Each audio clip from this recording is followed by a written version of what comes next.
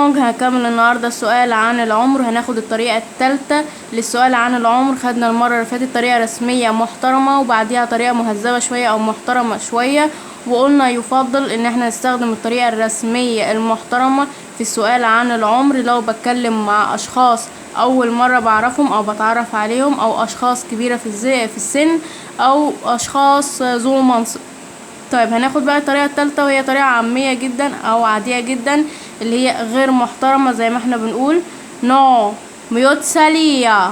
نو ميوتسالية، انت عندك كام سنة او عندك كام سنة. يبقى تاني نو انت ميوتسالية عندك كام سنة.